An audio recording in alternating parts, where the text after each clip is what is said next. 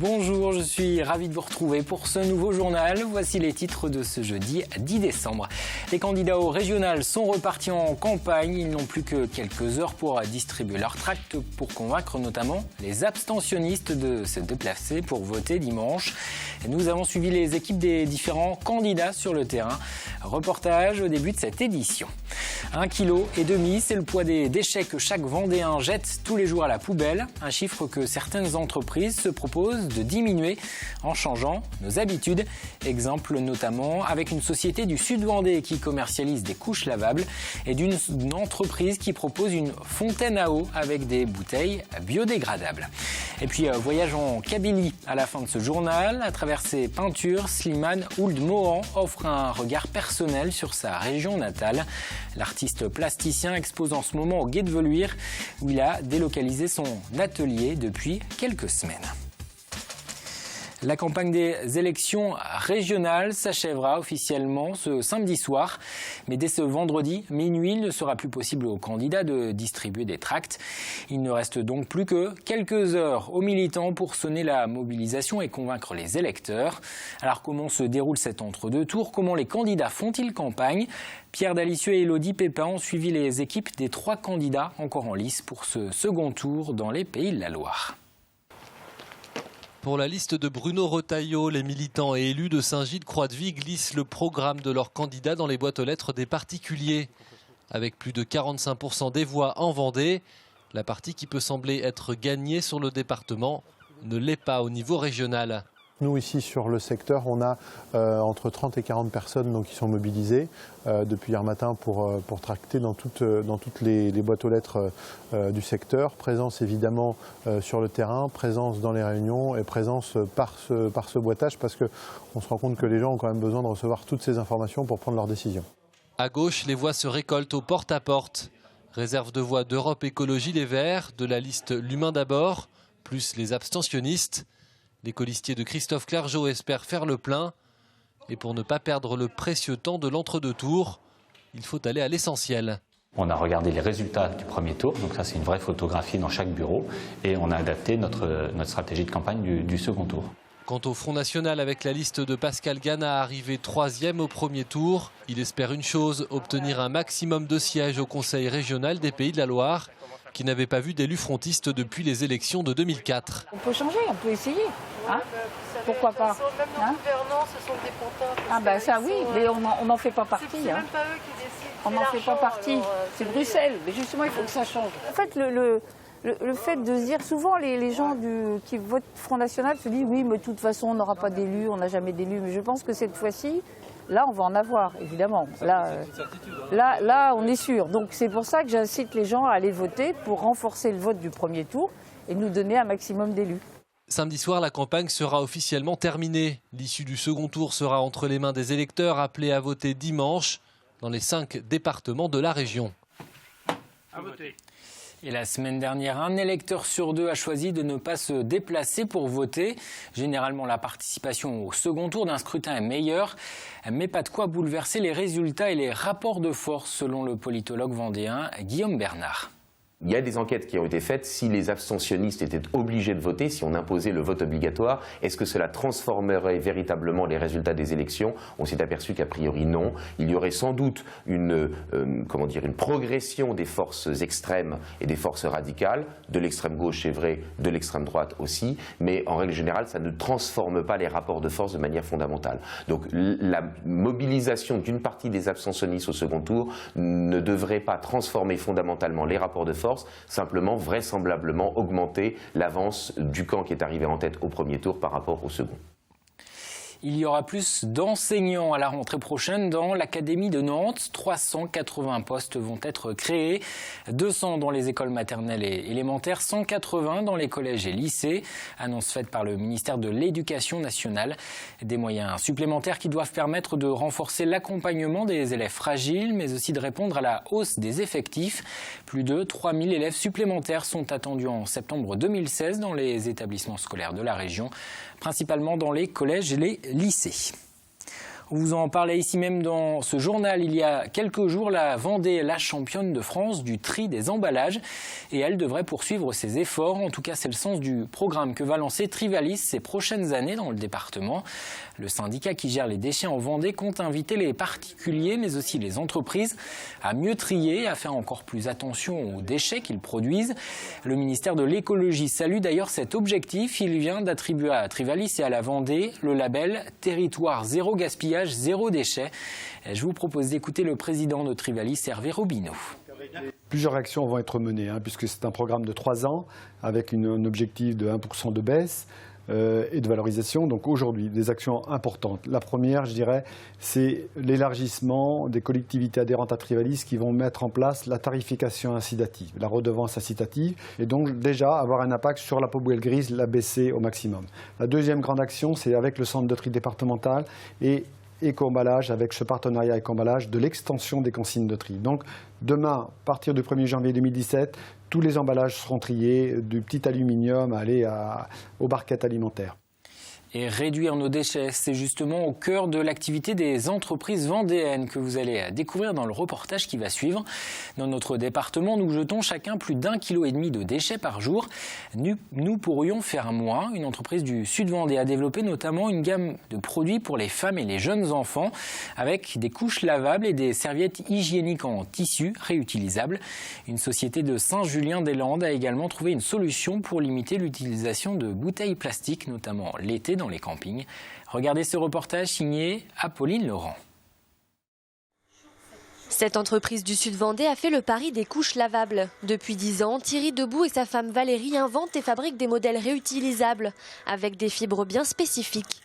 On va travailler avec du chanvre et coton bio qui est ici. Donc ça c'est du chanvre, c'est un mélange de 2 fils, un mélange de chanvre et de coton bio, en sachant que le chanvre pousse naturellement. C'est une plante qui est antifongique, antibactériologique par sa propre nature, et le textile va garder cette propriété. On fabrique nos couches en chanvre, en coton bio et en bambou, et suivant l'affinité des clients et suivant leurs besoins, suivant aussi où ils se trouvent, on peut leur conseiller différents modèles. Des tissus qui absorbent et qui permettent de réduire considérablement les déchets ménagers. Un trousseau idéal, c'est de 20 couches lavables, comparativement à 6 000 en jetable.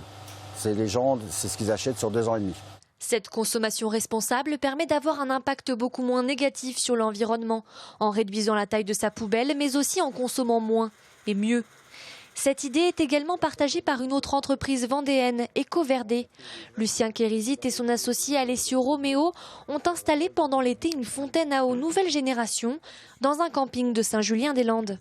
On pose la bouteille ici, tac, on introduit la carte, donc dans n'importe quel sens. Ici, et après on sélectionne l'eau, donc soit en 1 litre, soit en demi-litre, en eau plate ou en eau gazeuse. En soi, un concept déjà connu du grand public, mais leur grande nouveauté, c'est qu'ils utilisent des bouteilles entièrement recyclables, fabriquées à base de déchets végétaux. Il faut beaucoup moins d'énergie pour produire une bouteille végétale qu'une bouteille PET. Et après, en dégradation, une bouteille comme ça se décompose en milieu naturel en 6 mois, contre 400 ans pour une bouteille PET, voire un peu moins, ça dépend de la situation. Ces 2 entreprises ont pris le parti de sensibiliser le plus grand nombre à la réduction des déchets. Elles comptent bien se développer et s'ouvrir à de nouveaux marchés. Lulu-Nature sera bientôt exporté en Chine et la fonte éco d'Ecoverdé vise les campings de bord de mer, mais aussi les ports et les lieux d'affluence. L'argent que vous avez mis de côté à la banque peut permettre de soutenir l'emploi. C'est le message rappelé par le FONDES. Cet organisme soutient ici dans les Pays de la Loire des associations qui agissent dans le domaine social. Le FONDES a ainsi engagé 1 million d'euros l'an dernier en Vendée pour soutenir une 60aine de projets et créer ou consolider 350 emplois. Le chantier d'insertion Graines d'idées ou l'association Iloya sur l'île Dieu ont ainsi pu bénéficier d'aides financières. Et cet argent, il a été recueilli sur des livrets d'épargne solidaire proposés par certaines banques ou certaines entreprises. Écoutez les explications de Céline Alain, elle est chef de projet Finances solidaires au FONDES.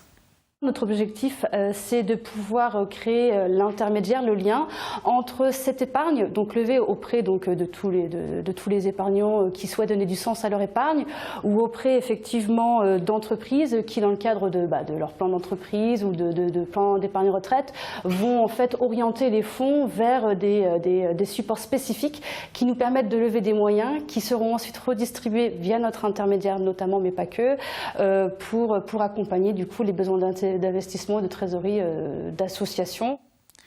Cette initiative à présent à l'approche de Noël, des étudiants en commerce du lycée Édouard Branly de La Roche-sur-Yon collectaient des jouets et des livres pour les familles dans le besoin. Une action menée dans le cadre d'un partenariat entre leur établissement scolaire et la banque alimentaire. Pendant toute la durée de leur formation de 2 ans, les étudiants s'investissent ainsi auprès de l'association. Il y a quelques jours, ils ont mis à la disposition des bénéficiaires de l'épicerie sociale de La Roche-sur-Yon des cadeaux pour les fêtes de fin d'année. Une manière de lier formation professionnelle et action humanitaire. Ces jouets, ils les ont collectés l'année dernière auprès de l'établissement, donc auprès des élèves et des enseignants de l'établissement sur plusieurs journées. Ensuite, ça nous a permis de valider des compétences nécessaires pour leur CAP, comme trier par famille de produits, être capable aussi de ranger, la manutention, la mise en rayon. Et puis aussi, là, ils font l'accueil des bénéficiaires, donc ils doivent accueillir, conseiller les bénéficiaires. Donc tout ça, ça permet de développer les compétences qu'ils doivent acquérir pour leur CAP. On ouvre une page sport à présent avec d'abord de la voile et la Transat New York Vendée-les-Sables. 14 navigateurs sont d'ores et déjà inscrits ou préinscrits pour la première édition de cette course. Annonce faite ce midi au Salon Nautique de Paris. Cette Transat New York Vendée-les-Sables est une toute nouvelle course réservée aux IMOCA. C'est la catégorie de bateaux du Vendée Globe. Lancée à 5 mois du départ, la course autour du monde, elle doit servir d'ultime répétition aux skippers. Et puis 50 ans après, le Golden Globe Challenge va reprendre vie. En 1968, ce fut la première course en solitaire et sans escale à être lancée. Une nouvelle édition aura lieu en 2018. Le départ sera donné de Falmouth en Angleterre. 25 navigateurs devraient y participer, dont Jean-Luc Vandenede. Le Sablais, qui a bouclé 2 Vendée Globe, vient de l'annoncer. Comme tous les participants, il devra naviguer sans appareil moderne et notamment sans GPS. Les marins devraient mettre près de 10 mois à boucler leur tour du monde. En football, le mondial de Montaigu aura lieu du 22 au 28 mars prochain. La 44e édition a été présentée il y a quelques jours. On le rappelle, cette compétition attire chaque année en Vendée des équipes de jeunes de moins de 17 ans venus du monde entier. Côté Challenge des Nations, on peut citer la présence cette année des équipes du Brésil, d'Angleterre ou du Maroc. Et puis côté club, la sélection Vendée rencontrera en match de poule le FC Nantes, Lyon et l'Olympique de Marseille. Le tirage au sort a été effectué. Des rencontres qui auront lieu à nouveau dans plusieurs villes du département. Chaque année, ce qu'on avait institué en 97 et 98, on fait tourner sur la Vendée. Donc là, ce sera la Châtaigneraie, Poiré-sur-Vie et Bretignolles. Pour des raisons aussi d'homologation d'éclairage, puisque ce sont 3 communes qui ont les éclairages homologués, puisqu'on n'aura pas changé d'heure, on jouera à 19h le mardi et le jeudi. Donc ça se fait, plus la communauté de communes de Montaigu, où on fait tourner les communes. Et cette année, ce sera Cugan, Saint-Georges de Montaigu et Tressépied. Et toujours en foot en national, on joue ce vendredi la 15e journée de championnat. Luçon, actuellement 3e, recevra le 7e Dunkerque. Coup d'envoi de la rencontre à 18h30, stade Jean de Mouzon. Et puis de son côté, les Herbiers se déplacent à Boulogne. Les Vendéens sont 6e du championnat, les Nordistes 14e. Un voyage en Kabylie, c'est ce que propose à travers ses peintures Slimane Ould Mohan. L'artiste plasticien réside à Niort, mais depuis la mi-novembre, il a délocalisé son atelier dans le sud Vendée. Des couleurs vives, des visages de femmes, des ânes. Ces peintures sont largement inspirées de son enfance nord-africaine. Cyril Guillet s'est rendu au Gué de Veluire pour rencontrer l'artiste. Voilà, les dessins, ça peut se faire comme ça.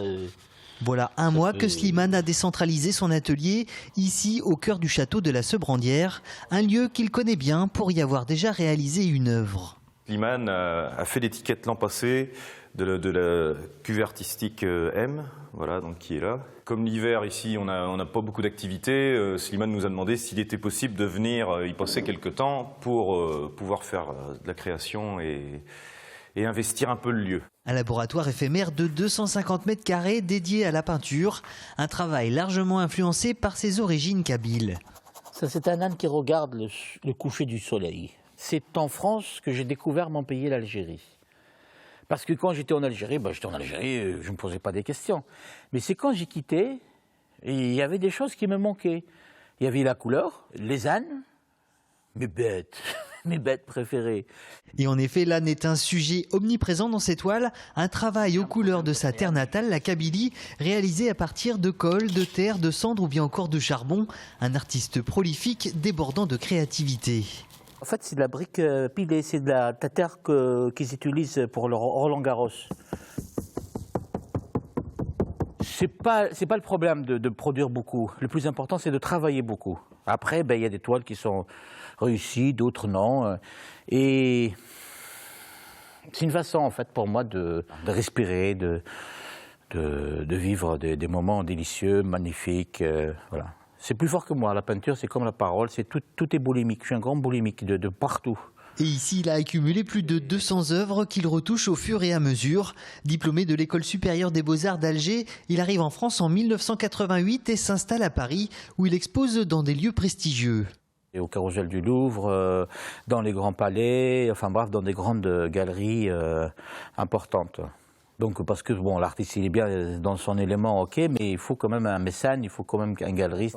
Le public sera invité à venir découvrir cet atelier éphémère en compagnie de l'artiste lors d'une journée spéciale intitulée « Portail ouvert au château ». Et cette journée portail ouvert aura lieu ce samedi au château de la Sebrandière au Gué de Veluire. Avant de se quitter, un mot de la météo prévue pour ce vendredi. Un ciel couvert, des averses par endroits. Les températures, elles sont plus douces, 6 à 11 dans la matinée, 13 à 14 dans l'après-midi. Armel Pavageau vous en dit plus dans un instant. Et on referme cette édition avec les images du Père Noël qui s'est invité avec un peu d'avance ce mercredi au Sables d'Olonne. Une animation intergénérationnelle proposée aux enfants du centre de loisirs, mais aussi aux résidents des foyers logements. On se quitte sur ces images de Grégoire de Châtillon. Moi, je vous donne rendez-vous demain pour un nouveau journal.